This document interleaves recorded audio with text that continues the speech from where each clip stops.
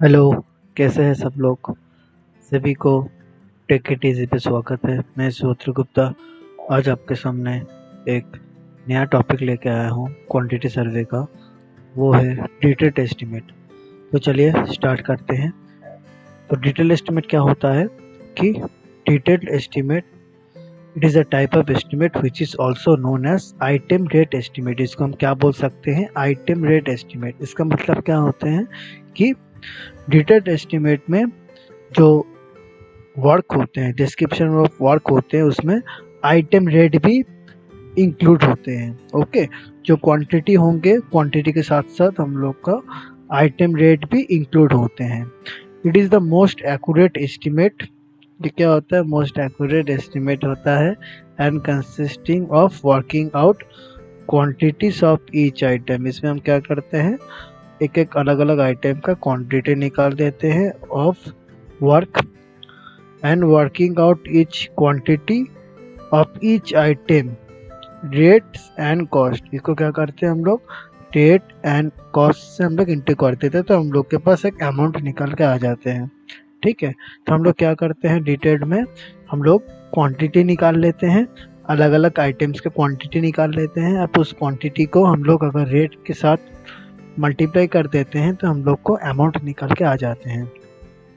The cost of each subhead work is work out carefully। हम लोग क्या करते हैं, अलग अलग जो कॉस्ट होते हैं उसको हम लोग केयरफुली निकाल लेते हैं, वर्कआउट कर लेते हैं।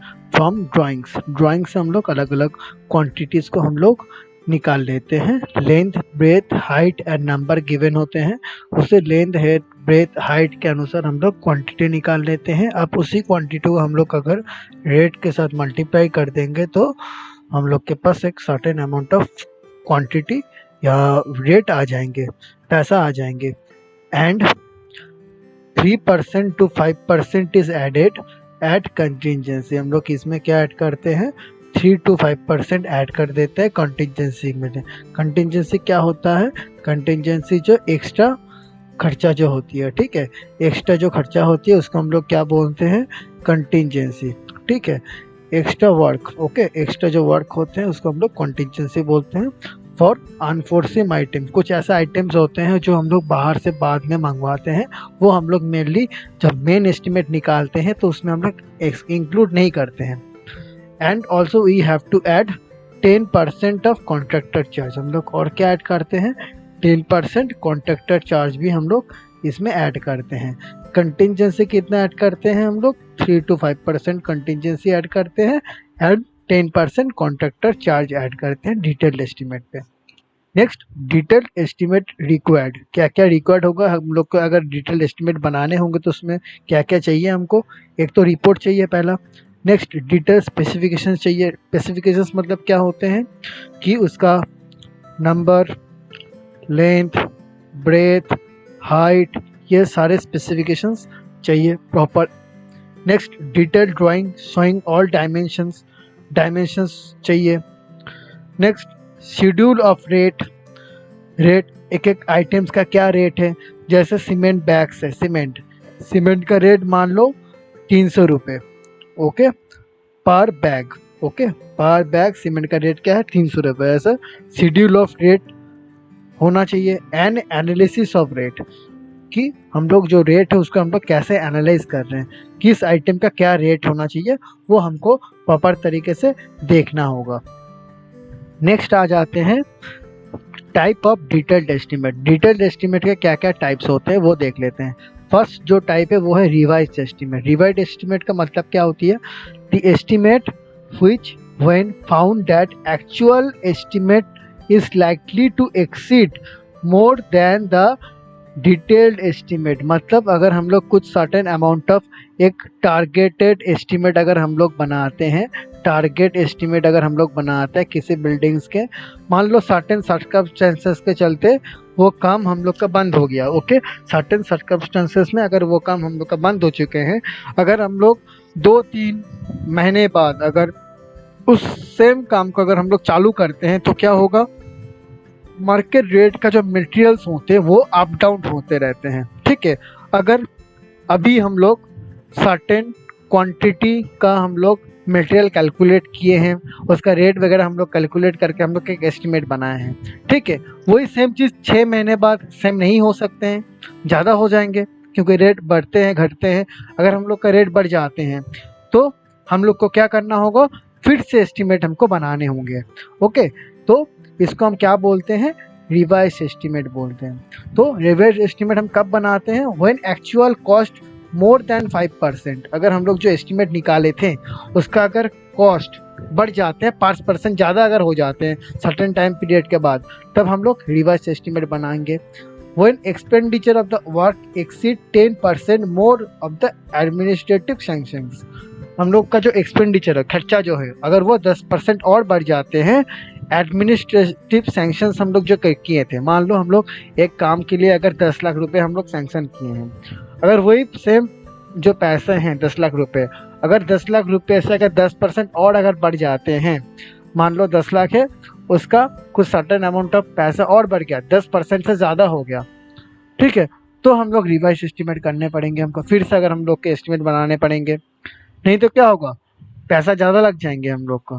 ठीक है, हम लोग को रिकॉर्ड नहीं होगा कि पैसा कितना और लग रहे हैं, तो हमको दोबारा रिवाइज एस्टिमेट बनाने होंगे।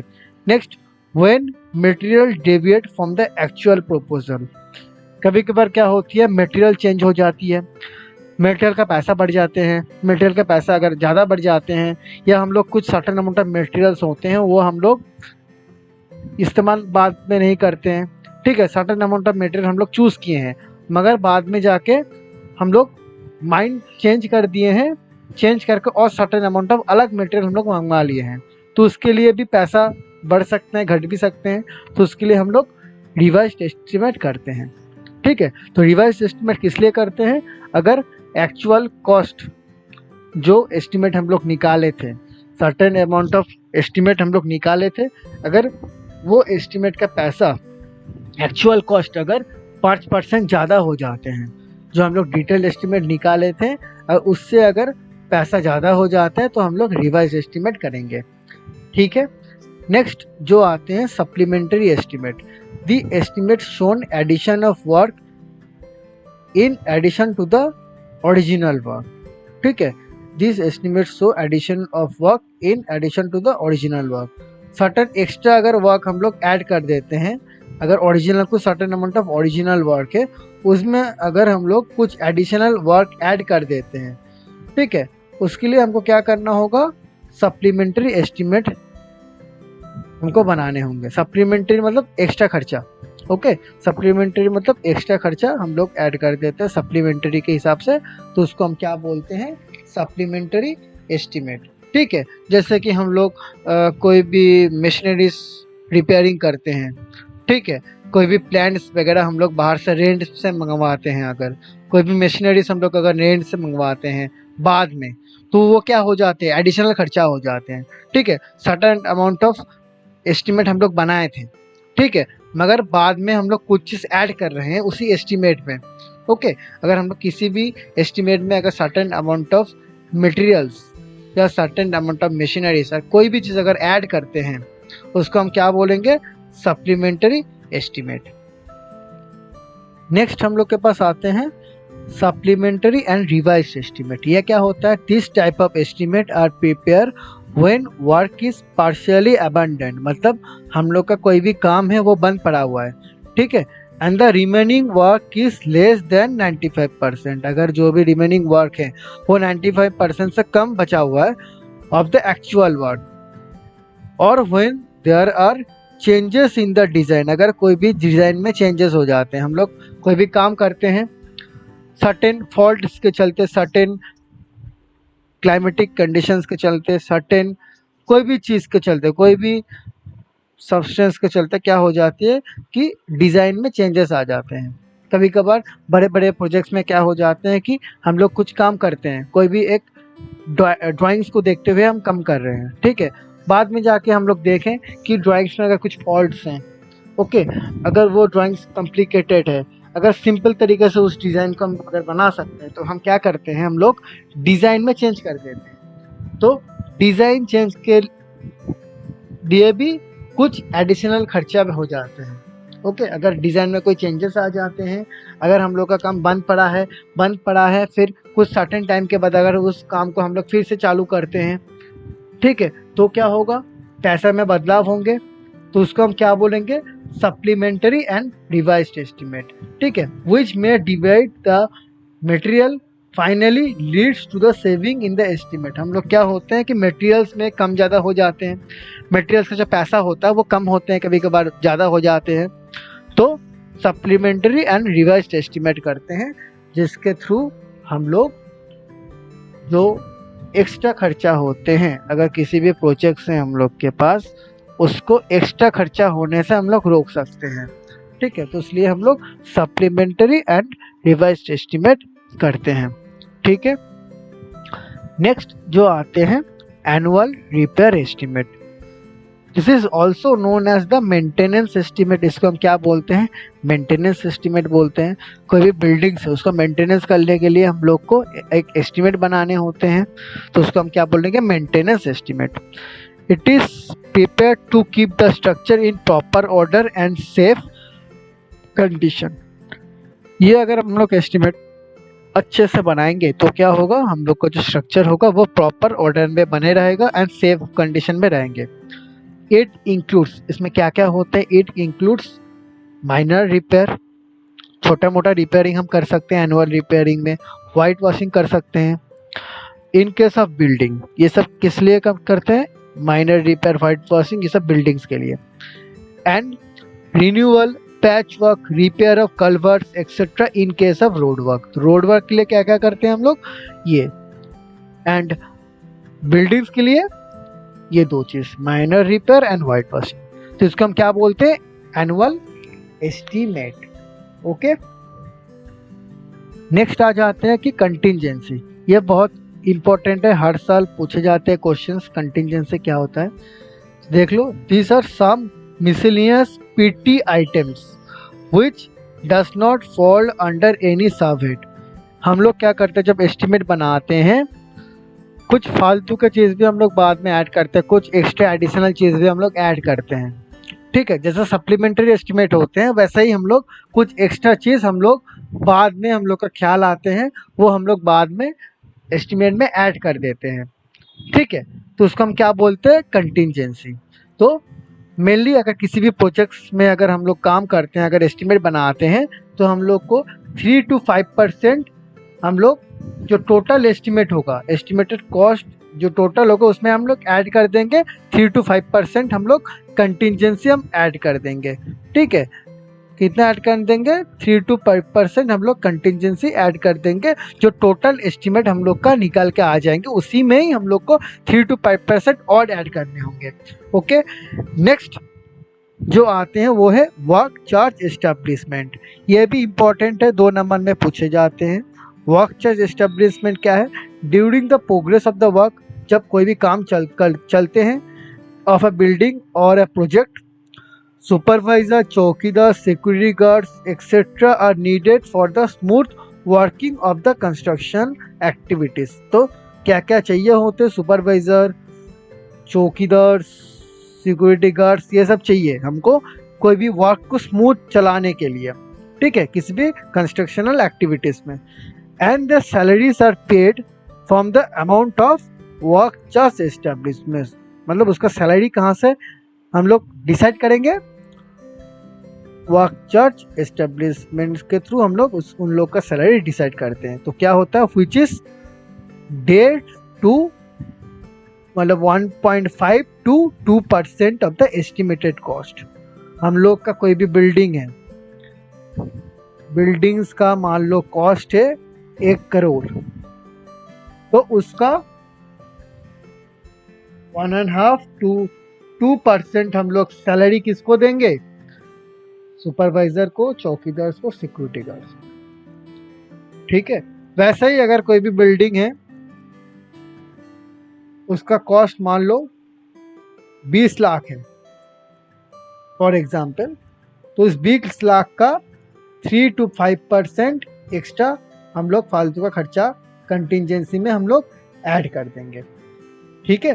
तो 20 लाख का 3 to 5% और हम लोग इसमें ऐड कर देंगे। और कितना ऐड करेंगे? 20 to 25 20 लाख का 3 to 5% और इसमें ऐड कर देंगे। वैसे ही हम लोग 1 करोड़ में कितना ऐड कर देंगे?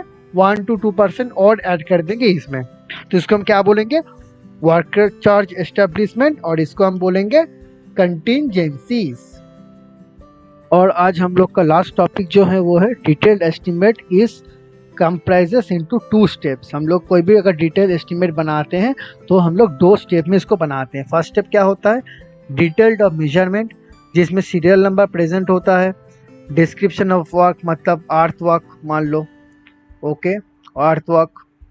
नंबर मान लो 1, लेंथ मान लो 6 मीटर, ब्रेथ मान लो 4 मीटर, डेप्थ मान लो 2 मीटर। तो इसका क्वांटिटी क्या हो जाएगा? Number into length into breadth into height. तो ये तीनों चीज अगर हम लोग करेंगे तो हम लोग के पास एक टोटल अमाउंट ऑफ क्वांटिटी निकाल के आ जाएंगे। तो इसका क्वांटिटी क्या हो जाएगा? इसका क्वांटिटी हो जाएंगे 40 ट्यूब। ठीक है, ये मीटर में है तो इसको हम लिख देंगे मीटर क्यूब।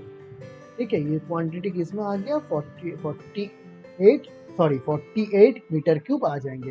तो number into length into breadth into height अगर ऐसा करेंगे तो 48 मीटर क्यूब हम लोग का क्वांटिटी आ जाएगा। इसको हम क्या बोलेंगे? Detailed of measurement. अब एब्स्ट्रैक्ट ऑफ कॉस्ट क्या होती है? ये जो क्वांटिटी है, इस क्वांटिटी को हम लोग अगर रेट से मल्टीप्लाई कर देंगे तो हम लोग के पास एक सर्टेन अमाउंट आ जाएंगे। उसको हम क्या बोलेंगे? Abstract of cost. तो सीरियल नंबर, इसमें मान लो अर्थवर्क, देन क्वांटिटी मतलब क्या? जैसे कि हम लोग का क्वांटिटी निकल गया है जो 48, और इसका यूनिट क्या होगा? Metre cube. मान लो 1 मीटर क्यूब का रेट है 100 रुपए, तो अमाउंट कितना हो जाएंगे? 48 इंटू 100, तो कितना हो जाएगा? 4800 रुपीज। इसको हम क्या बोलते हैं? इस फॉर्मेट को हम क्या बोलेंगे? Abstract of cost. एंड ये फॉर्मेट जो है इसको हम क्या बोलेंगे? Detailed of measurement. तो आज हम लोग क्या क्या पढ़े? डिटेल एस्टिमेट क्या होते हैं, type of detailed estimate. Detail estimate का हम लोग अगर कोई भी डिटेल एस्टिमेट बनाते हैं तो हम लोग डिटेल एस्टिमेट को कैसे बनाएंगे? Detailed of measurement and abstract of cost के साथ हम लोग डिटेल एस्टिमेट को बना सकते हैं। और क्या क्या पढ़े हैं हम लोग? कंटिंजेंसी क्या होती है एंड वर्क चार्ट एस्टैब्लिशमेंट क्या होती है। ठीक है, तो यहाँ तक तुम लोग अच्छे से पढ़ के रखो। नेक्स्ट क्लास में हम लोग एक नया टॉपिक स्टार्ट करेंगे। चैप्टर का नाम है बिल्डिंग एस्टिमेट। उसमें हम लोग देखेंगे कि यूनिट ऑफ मेजरमेंट कैसे हम लोग करते हैं, उसमें क्या क्या क्राइटेरियाज होते हैं। ओके, नेक्स्ट हम लोग पढ़ेंगे कि कुछ स्पेसिफिकेशंस के बारे में पढ़ेंगे। बिल्डिंग्स में हम लोग कैसे कैलकुलेशन वगैरह करते हैं।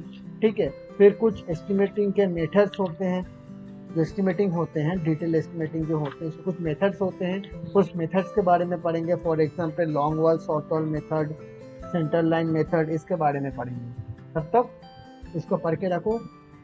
और सभी को थैंक यू इस वीडियो को देखने के लिए। और ज़रूर लाइक, शेयर एंड सब्सक्राइब करना मेरे चैनल को। Thanks a lot.